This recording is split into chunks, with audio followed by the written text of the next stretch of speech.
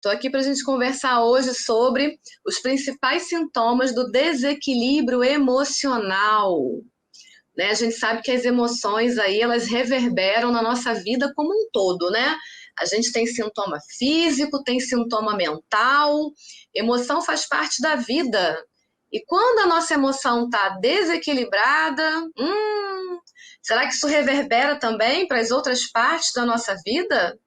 É sobre isso que a gente vai conversar hoje, tá? E quando eu falo de desequilíbrio emocional, eu estou dizendo que as minhas emoções, sejam elas quais forem, elas estão desequilibradas, né? Elas não estão em harmonia, não estão em sintonia. Eu não estou com a minha saúde emocional em dia, né? Porque o desequilíbrio é o oposto o quê? Da saúde, tá? Então, se eu estou com um desequilíbrio, com certeza esse desequilíbrio ele vai reverberar para outras áreas da minha vida. Se está desequilibrado, está sem saúde. Guardar ressentimento é como você tomar veneno e esperar que a outra pessoa morra. Quando a gente guarda ressentimento, e a gente sabe que ressentimento não é uma coisa legal, né? Não é um sentimento positivo de você ter. Quando você guarda ressentimento, esse ressentimento ele fica dentro de você. E aí alguém fez alguma coisa, tá? E você entende que aquilo que foi feito gerou em você uma mágoa, gerou em você um rancor, gerou em você um ressentimento, você fica ressentido daquilo. O problema não é se ressentir é normal. Né? Quando a gente é magoado, a gente sim é ressentido. Quando a gente é confrontado, quando a gente é diminuído, o problema não está em você sentir um ressentimento. O problema está em você guardar um ressentimento. Quando a gente guarda, a gente se apega. Quando a gente guarda, é como se a gente o quê? Tomasse posse, né? E não deixasse aquele sentimento ir. Por quê? A gente tem que sentir, é claro, a gente não vai negar o óbvio, né?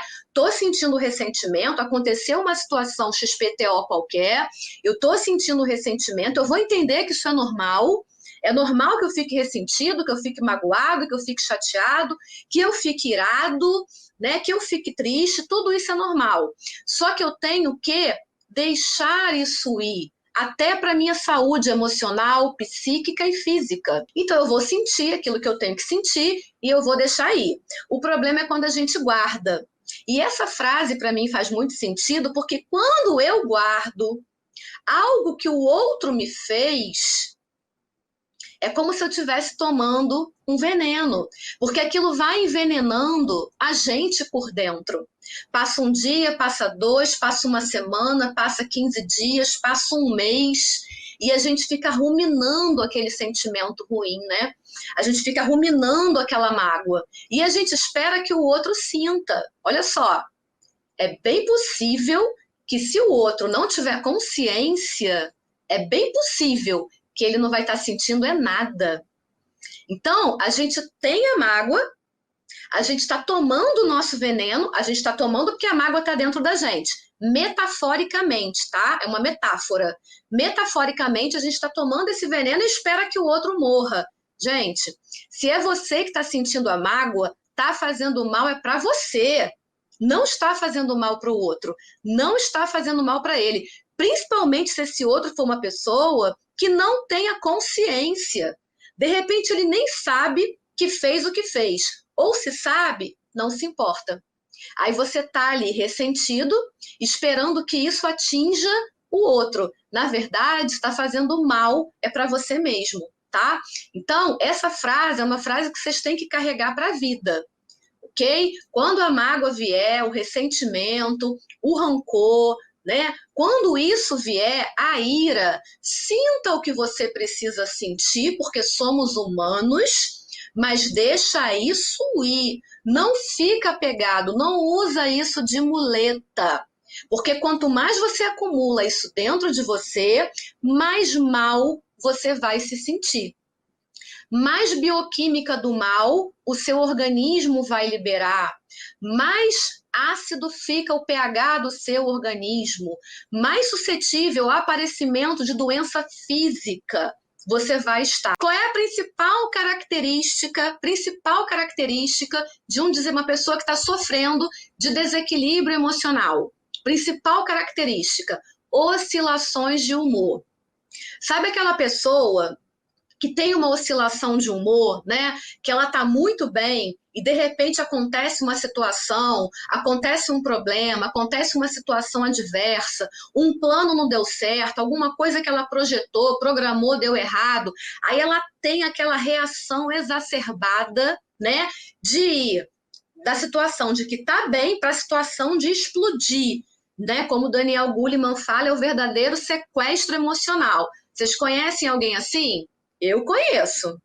Eu conheço pessoas assim, né? Que saem do 8 e vão para o 80 rápido. Normalmente, a pessoa que está sofrendo de desequilíbrio emocional, e eu vou falar mais a fundo sobre isso, essa pessoa, ela apresenta como principal característica uma oscilação de humor que normalmente acontece em situações assim cotidianas, sabe? Aquela situação que normalmente a gente teria que driblar, aquela situação que normalmente ia deixar a gente até chateado, mas segue o jogo e a pessoa não consegue. Ela é sequestrada emocionalmente, ela fica cega de raiva, cega de ódio, não filtra o que fala, normalmente tem reações exacerbadas e aí se sente culpado depois, nossa, não devia ter agido assim, né? Não devia ter falado dessa maneira, por que eu não consegui me controlar? Mas é porque já existe toda uma situação que envolve um descontrole emocional, e aí quando acontece uma coisa, uma reação adversa, um plano que não deu certo, em vez de recalcular a rota, a pessoa explode. A pessoa tende a desistir, a pessoa tende a falar, nossa, mas para mim nada dá certo, eu sabia que não ia dar certo, sabe? É uma reação muito exagerada. É um indicativo claro de que existe um desequilíbrio emocional. Existem vários fatores que podem gerar esse desequilíbrio emocional, tá? Mas quando a gente está perdendo o senso, perdendo o tino, né? Literalmente perdendo as estribeiras com coisas cotidianas, com coisas rotineiras, presta atenção. Existe uma grande chance de que você ou a pessoa que você conheça esteja sofrendo com algum tipo de desequilíbrio emocional. Eu separei aqui alguns fatores que causam desequilíbrio emocional. Um deles é responsabilidades diárias. Às vezes a sobrecarga pessoal é muito grande, né? A gente tem que desempenhar vários papéis. O papel de pai, de mãe, de funcionário, ou de chefe, de líder, né? A gente tem que representar o papel de esposo, de esposa, o papel de filho. No meu caso, os meus pais são vivos, graças a Deus. Então, eu ainda tenho o meu papel de filha, né? Eu tenho o meu papel como esposa, o meu papel como mãe do Miguel, o meu papel como irmã, o meu papel como amiga, sabe? O meu papel com vocês, com os meus alunos, com os meus coaches, com a minha audiência. Tem a casa, né, que a gente precisa dar conta, tem os projetos que surgem, estou falando de responsabilidades diárias. E às vezes existe uma sobrecarga. Às vezes a gente não respeita o nosso tempo, não respeita o nosso limite, né? A gente está vivendo num mundo que é muito acelerado. Ontem já é tarde, as pessoas estão muito impacientes, né? A gente está o quê? A um clique de comprar alguma coisa, você dá um clique na internet e você compra, em 2, 3 dias chegou na sua casa.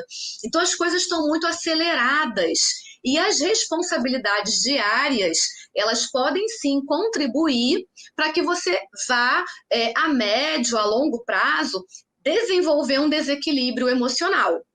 Então, responsabilidades diárias é a primeira coisa que pode te causar, tá? Número 2, sobrecarga profissional. Muitas vezes a gente o quê? Traz o trabalho para casa. Hoje estamos em pandemia, né? Muitas pessoas têm trabalhado de casa, eu sou uma delas. Mas fora de pandemia, quando a gente está aí na vida secular, quando a gente está aí fora trabalhando, não é incomum que a gente traga trabalho para casa, né? Que a gente traga essa sobrecarga. E aí a nossa mente, ela não desliga nunca. E muitas vezes, quando a gente vai dormir, a gente fica o quê? Pensando, porque a mente não desliga. Então, existe aqui uma sobrecarga profissional. Quanto mais sobrecarregado eu fico, mais cansado, mais exausto, mais esgotado, com menos vontade de fazer coisas prazerosas, porque o pouco tempo que eu tenho, o que eu faço? Eu durmo. E aí você vai entrando nesse círculo vicioso sem perceber. É claro que uma sobrecarga profissional muitas vezes não é culpa nossa, tá? Mas acontece. Número 3, relacionamentos amorosos. E aqui, quando eu falo de relacionamentos amorosos, eu estou falando mais daquele relacionamento que é abusivo, aquele relacionamento que te cobra demais, aquela pessoa que não entende as prioridades do outro, né? Existe a minha vida, a vida do meu marido e a nossa vida juntos. A chance é que o relacionamento amoroso, quando ele é abusivo, ou quando ele é tóxico, no sentido da gente não se respeitar, a chance é que vai trazer uma sobrecarga emocional muito grande. E se sobrecarrega, desequilibra. Desequilíbrio é falta de estabilidade. Desequilíbrio é falta de harmonia. Então, se eu estou desequilibrada, é porque a coisa não tá legal, né? A coisa tá com uma disparidade. Eu tô dando demais, recebendo de menos ou vice-versa. Então, quando eu falo relacionamento amoroso, eu tô falando de cobrança. Número 4, frustrações. Por que, Fernanda, frustrações? Porque é difícil lidar com uma frustração. Quando eu não tenho uma inteligência emocional desenvolvida, quando eu não entendo que algum dos meus planos vão dar errado, e eu vou precisar reformular, quando eu não entendo que fracasso não é sentença, que fracasso é apenas um resultado e resultado pode ser mudado, quando eu não tenho esse entendimento, quando eu não tenho essa inteligência, quando eu não consigo trabalhar as minhas emoções, quando a minha inteligência emocional não está em dia, não está desenvolvida, a chance é que a frustração, sim, vai me deixar mal, vai me derrubar, eu não vou saber lidar com aquilo, sabe? Se eu for uma pessoa mimada, eu vou bater pezinho, vou fazer beicinho, entende?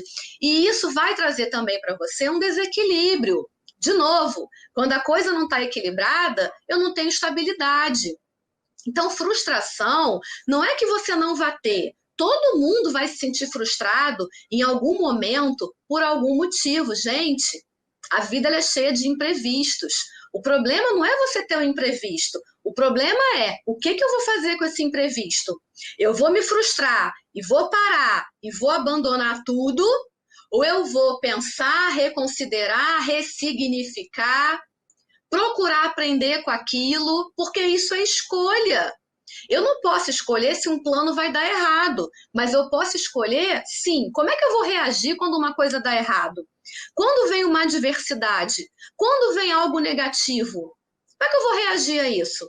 Eu vou me sentir frustrada, mas eu vou contornar toda essa situação e vou sair do outro lado, ou eu vou abandonar todos os meus projetos, ou eu vou abandonar tudo que para mim é importante, porque eu simplesmente não sei lidar com isso. Entende? Há amadurecimento emocional. Quem tem uma inteligência emocional desenvolvida é maduro emocionalmente falando. Eu não estou dizendo para vocês que você não vai sentir frustração, mas eu estou dizendo para você que você não vai se desequilibrar emocionalmente porque você está frustrado. Número 5, necessidade de se adequar aos padrões. Anotem aí. Número 5, necessidade de se adequar aos padrões. Quando eu deixo de ser eu para passar a ser o que uma outra pessoa espera de mim, a chance é que isso vai me gerar um desgaste muito grande, um desgaste absurdo. Isso vai me gerar um desgaste energético e emocional grande. E vou te falar, quanto mais você tenta se adaptar ao outro, mais frustrado você vai se sentir. Porque, gente, atender ao padrão do outro é muito difícil. Você deixa de ser quem você é. Você perde a sua identidade, sabe? E assim, é uma das piores coisas que a gente pode fazer por nós, emocionalmente falando, é perder a nossa identidade, é deixar de ser quem a gente é em essência, para ser uma pessoa que o outro espera, sabe? É difícil você conseguir dar conta disso. De repente, num primeiro momento, você até vai dar conta, porque você quer agradar a outra pessoa, então você vai até dar conta disso. Mas até quando? E quanto que isso vai te custar? É difícil. Vamos falar, por exemplo, de padrões de beleza. É complicado. A gente mora num lugar onde as pessoas normalmente têm o quê? Quadril largo, perna grossa, bumbum grande. E qual é o estereótipo de beleza? Uma mulher magra, né? Uma pessoa ali chapada. Gente, desculpa. Você tem que se sentir bonito, bonita com o corpo que você tem. É claro que você pode melhorar. Obviamente você pode melhorar, você pode emagrecer um pouquinho, engordar um pouquinho, não sei o que você prefere. Mas você não pode ser regido ou regida pelos padrões estéticos de uma sociedade. A gente vê adolescente se matando porque não se enquadra no padrão. Não pode. Não pode. A gente tem que ser grato pelo corpo que tem e melhorar o que dá para melhorar, entendendo que a idade vai chegar e, ó, as rugas vão aparecer, e graças a Deus por cada ruga que ele me dá. Isso quer dizer que eu estou viva e que eu estou envelhecendo, eu estou vivendo coisas, experimentando coisas, entende? Então é isso mesmo, eu quero mais é morrer velhinha e enrugada, sabe? Mas quando a gente fica nesse padrão o tempo inteiro, sabe? Sendo subjugado pelo que o outro espera, pelo que o outro quer, pelo que o outro deseja. Gente, o outro tem que dar conta da vida dele e das necessidades dele. E você se preocupa em dar conta da sua vida e das suas necessidades. A gente se faz feliz. Quando eu me faço feliz, eu consigo fazer o outro feliz. Se eu tô preocupada só em te fazer feliz, tem alguma coisa errada. Tem desequilíbrio aqui. Tem desequilíbrio emocional aqui. Tem alguma coisa que não está funcionando certo. Tá legal? Agora a gente vai pontuar os sintomas. Quais são, Fernando, os principais sintomas? Você falou da causa, o que que causa desequilíbrio, eu já entendi, pontuei aí. Agora eu quero saber quais são os sintomas para ver se eu tô aí nessa gangorra emocional também. Então vamos lá. Primeiro, problemas para se concentrar. Normalmente a pessoa que apresenta desequilíbrio, tá? Ela tem muito problema para se concentrar. Ela tem muito problema para manter o foco. Ela tem muito problema para ser produtiva. Porque se eu não consigo manter o foco, né? Se eu não consigo me manter ativa, se eu não estou aqui presente, no aqui e no agora, se eu tenho um problema de concentração, como é que eu vou produzir? Né? Como é que eu vou fazer as coisas acontecerem? Como é que eu vou tirar o plano do papel e executar? Pode ser até que por esse problema de concentração eu até comece coisas, mas eu tenha toda uma dificuldade de manter essas coisas e além. Eu tenho toda uma dificuldade de concluir. Então pode ser que eu consiga ser bom de iniciativa, mas muito ruim de acabativa. Eu não consigo desenrolar as coisas, eu não consigo concluir as coisas, eu me perco no meio do caminho. Por quê? Porque eu perdi o foco, eu perdi a atenção, eu voei, eu fui para Nárnia, sabe? Hellmann's Airline, viajei na maionese, não consigo sair do lugar que eu tô, tá difícil para mim. Por quê? Tô com um problema de concentração. Número 2, anotem aí, irritabilidade. Eu tenho dificuldade de lidar com qualquer coisa que seja contrário àquilo que eu penso, qualquer coisa que eu julgue que é errado, eu não tenho mais aquela empatia pelo próximo, eu estou sempre na condição de estar irritado, de estar irritada, eu não tenho paciência para deixar as coisas se desenrolarem, sabe? Eu estou irritado, está difícil para mim. Coisas rotineiras, coisas costumeiras, coisas que antes não me exigiam tanto, coisas que antes eu até ria daquilo, hoje eu estou o quê? Irritado. Sabe? Eu estou muito irritado com aquilo. Eu estou perdendo a paciência o tempo inteiro com coisas que antes eu tirava de letra. tá? Então, é outro sintoma que está ligado também ao problema de concentração, todos eles estão ligados, e é um indicativo, sim, de que você está com algum desequilíbrio emocional. Número 3, descontrole. Está totalmente ligado com a irritabilidade. Quanto mais eu me sinto irritado, quanto mais eu nutro isso dentro de mim, mais descontrolado eu me sinto. Existe um descontrole emocional, né? Eu sou sequestrada emocionalmente falando, eu explodo por qualquer coisa, sabe? Quando eu vejo, já foi. O caldo entornou, eu não tenho paciência. Essa irritabilidade, essa falta de paciência traz para mim o sintoma do descontrole. E, gente, é muito difícil quando a gente convive com uma pessoa que está o tempo todo descontrolado emocionalmente. É difícil. Aquela pessoa que você não pode falar nada, que a pessoa, bum, explode com você, a pessoa fica intolerante, a pessoa fica intransigente, sabe? E outra coisa, quanto mais irritado você tá, quanto mais descontrolado você tá, menos você também produz. Como é que você vai produzir alguma coisa se você não tem paciência? Né? Tem coisas que precisam de um tempo de maturação, tem coisas que vão precisar de um tempo. Se você está irritado, descontrolado, você não vai dar esse tempo para a coisa acontecer. Número 4, anotem aí, insônia.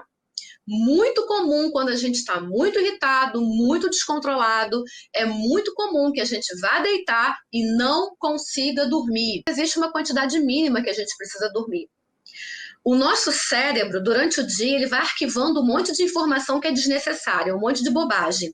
Quando a gente dorme, o cérebro faz uma grande faxina nos arquivos que não servem para nada, os arquivos das bobagens, né? Das informações que chegaram para a gente, que são informações inúteis. Se você não dorme o tempo adequado, você começa a ter uma pane. Você começa a ter um desgaste muito grande, porque o teu cérebro ele fica sobrecarregado de informação. Essa função básica dele de fazer essa grande faxina, ele não consegue fazer a faxina, ele não consegue faxinar nada, porque você não dorme o mínimo necessário. Então, a insônia, tá? Além de ser um sintoma de que existe um desequilíbrio, é algo, gente, que vai desencadear outros problemas na tua vida, como, por exemplo, esse problema aqui de você não conseguir liberar arquivo, liberar memória, liberar espaço para o novo. A gente precisa de espaço para que o novo entre, para que as informações sejam retidas, aquelas informações que a gente entende que são importantes. Número 5, anotem aí, dores físicas. Toda vez que eu tenho a minha emoção, tá, desequilibrada, né, com falta de harmonia, em disparidade, quando não está funcionando, quando não está saudável, a chance é que eu vou começar a ter dores. E a primeira dor, a primeira que a gente tem quando a gente está com desequilíbrio é a dor de cabeça. É claro que tem dores musculares, tem dores aí gastrointestinais, tem outros problemas, mas a mais comum, a que aparece primeiro, são as dores de cabeça frequentes. Quanto mais estressado, quanto mais irritado, quanto mais agitado, quanto mais desfocado, quanto mais desconcentrado, quanto menos eu durmo, mais eu vou ter aí tudo isso reverberado no meu corpo físico sob forma de dor. Eu começo a sentir dor. Começa com dor de cabeça, mas evolui para outras dores. E agora, me equilibrar emocionalmente é da minha conta ou é da conta do outro? Me equilibrar emocionalmente é da minha conta. Me fazer feliz é da minha conta. Promover bem-estar é da minha conta. Sabe? Fazer os meus projetos acontecerem é da minha conta. Tudo isso tem a ver com o quê? Com autorresponsabilidade. Eu sou responsável pela minha vida. Sim, nós temos parceiros, sim, nós temos pessoas que nos ajudam, profissionalmente ou pessoalmente, nós temos, mas é da nossa conta.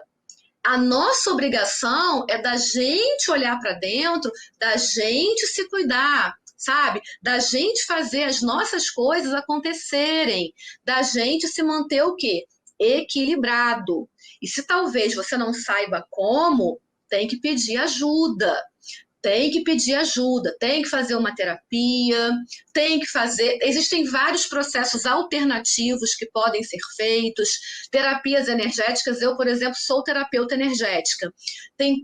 Eu sou professora de meditação. Tem várias coisas que você pode fazer para você se trazer para o centro. O que não dá é para você ficar culpando o mundo pelas coisas que você sente. Se é você que está sentindo, você precisa encontrar um meio para se equilibrar emocionalmente falando. Dica 1, trabalhe as causas. O que está causando em você todo esse desequilíbrio emocional, gente? É problema no trabalho? É problema na família? É problema no relacionamento amoroso? É um problema na saúde? O que está causando essa instabilidade, essa desarmonia, essa falta de equilíbrio? Olha para você. É um momento importante de autoconhecimento. Você precisa se olhar para você poder entender. Eu não mudo aquilo que eu ignoro. Eu não mudo aquilo que eu não tenho consciência. Eu preciso trazer consciência para aquilo que eu estou vivendo. Poxa, não estou bem, estou desequilibrado, estou desequilibrada. Deixa eu olhar para a minha vida. Às vezes a gente sabe exatamente qual é o motivo, tá? Às vezes eu não sei. Então eu tenho que trabalhar a causa. Se eu não trabalhar a causa, eu vou ficar patinando, eu vou ficar vivendo mais do mesmo, eu não vou sair do lugar. Então, trabalhar a causa é a primeira coisa que você tem que fazer, tá? Para superar o desequilíbrio emocional. Número 2, mantenha a sua autoconfiança. Gente, importantíssimo você manter a tua confiança mesmo quando alguma área da tua vida não tá legal, quando você percebe que você está desequilibrado por algum motivo, né? Seja finança, seja carreira, seja vida familiar, vida amorosa, filho, enfim, seja o que for. Você não pode, porque algo na sua vida está desequilibrado, levar isso para todas as áreas, e é muito comum. Por exemplo, quando você se frustra num projeto de trabalho, é muito comum que a pessoa se sinta incapaz, mas você não é incapaz, sabe? Algo precisa ser reformulado nesse projeto, um novo caminho precisa ser tomado, você precisa ressignificar alguma coisa, talvez pedir ajuda, mas isso não quer dizer que você não tem potencial, isso não quer dizer que você não vai conseguir, isso não quer dizer que você não vai prosperar, isso não quer dizer que teu projeto não vai dar certo. Ele só precisa ser reformulado. Todas as pessoas que eu conheço, inclusive eu, que conseguiram prosperar em alguma coisa, gente, falharam. É difícil você conseguir prosperar, suceder, ter bom êxito em alguma coisa, sem você cometer alguns erros, sem você ter algumas falhas. É muito difícil que isso aconteça. Algumas falhas vão surgir. O fracasso, que não é sentença, só é um resultado, ele pode acontecer, tá? Só que você não pode o quê? Ter a sua autoconfiança abalada, achar que você não é capaz, que você não é suficientemente bom ou suficientemente boa. Apesar dos 10% que deu errado, eu tenho 90% aqui para trabalhar. Eu vou me manter autoconfiante. Foi só uma pausa. Número 3, esteja no controle das suas emoções. Você não pode estar sendo sequestrado emocionalmente porque uma coisa deu errado, porque você ouviu de alguém alguma coisa que você não queria, porque você viu alguma... Gente, não pode, tá? A gente tem que ter maturidade emocional. Sabe aquela coisa de respirar? Sabe aquela coisa de tomar um gole de água? Sabe aquela coisa de esperar 5 segundos antes de reagir? É isso. Esteja no controle das suas emoções. Se uma pessoa chega para você e tira a sua paz, porque ela te falou alguma coisa, a quem pertence a sua paz? Não é a você, né? Se você perde a sua paz por conta de qualquer coisa que qualquer pessoa fala para você, essa paz não é sua, essa paz é do outro. A paz é minha quando, apesar de ouvir algo que não é legal, eu escolho me manter centrada. Essa é a sua opinião, não é a minha. O que você pensa a meu respeito não me define. O que você pensa a meu respeito diz mais respeito a você do que a mim, porque quem está pensando é você. Quarto, tente ser mais otimista, tá?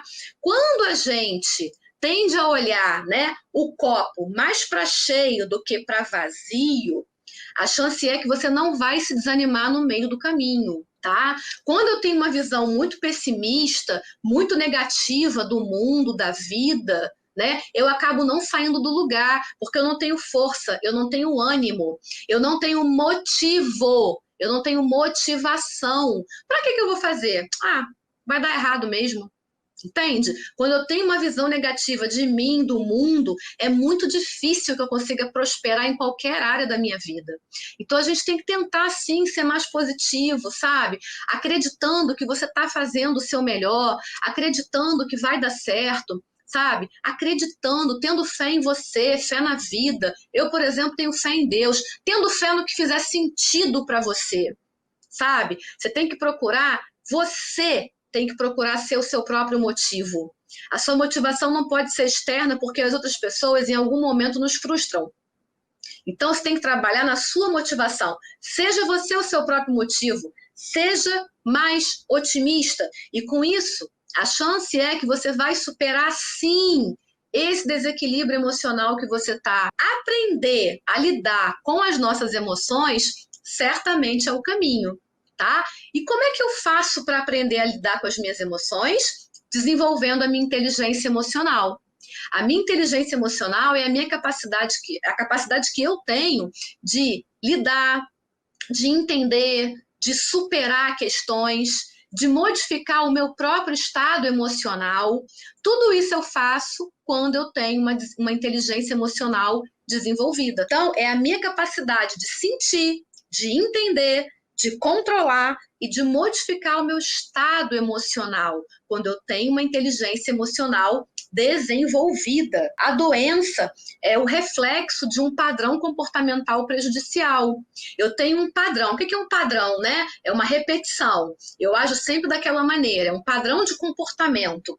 Se esse padrão de comportamento ele é prejudicial, a chance é que eu vou desenvolver uma doença. Doença é ausência de saúde. Tá? Então, por exemplo, quanto mais raiva eu sinto, quanto mais tristeza eu sinto, quanto mais inveja eu sinto, quanto mais eu me sinto não merecedor, sabe? Quanto menos amor próprio eu tenho, é um padrão de comportamento, é um padrão emocional, é algo que eu repito, é algo que às vezes está até inconsciente, e que é sim prejudicial e que pode sim acabar evoluindo para uma doença física, para uma doença emocional, como uma depressão, por exemplo, uma síndrome do pânico. Mas, gente, ninguém fica com depressão de um dia para o outro, existe um padrão. Então, a gente precisa prestar atenção nesses padrões que são prejudiciais, que começam aqui na minha mente, que reverberam para minha emoção e que me fazem agir do jeito que eu ajo. Eu ajo do jeito que eu ajo porque eu penso do jeito que penso e sinto do jeito que sinto. Porque eu penso desse jeito e sinto desse jeito, eu ajo de uma determinada maneira. Ou não tenho ação, né? Não é incomum também a inação. E quando eu não ajo, eu permito que outras pessoas escolham por mim. Outras pessoas vão agir por mim. Isso com certeza vai reverberar no físico. Vou compartilhar com vocês uma metáfora bem pequenininha, mas muito poderosa, que se chama o presente. Existia um homem muito rico e ele queria pregar uma peça num gari.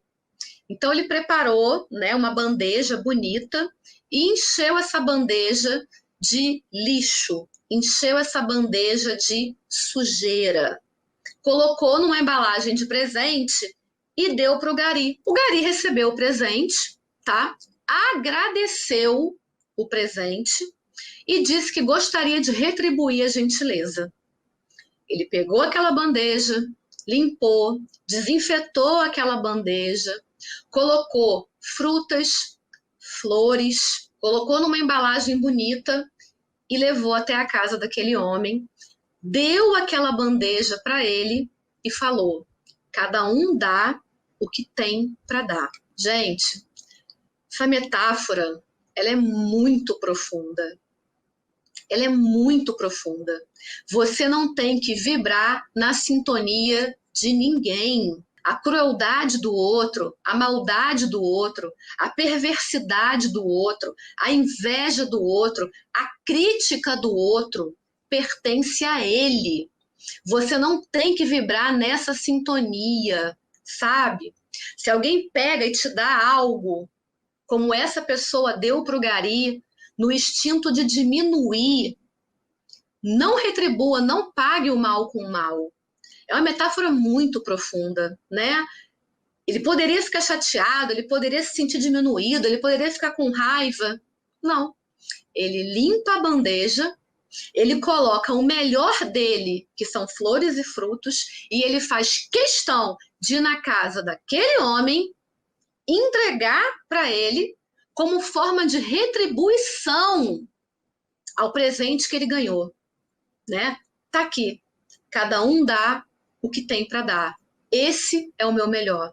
Isso aqui eu te dou. Não perca a sua essência por causa de ninguém. Ninguém merece que você perca a sua essência, que você deixe de ser a pessoa extraordinariamente incrível que você é.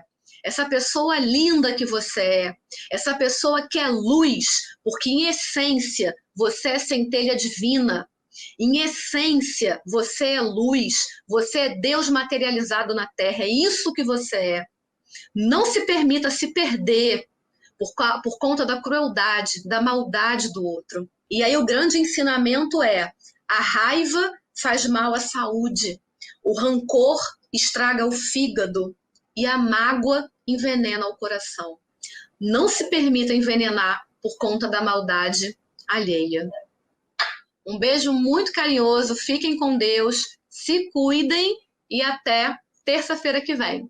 Beijo, beijo, beijo.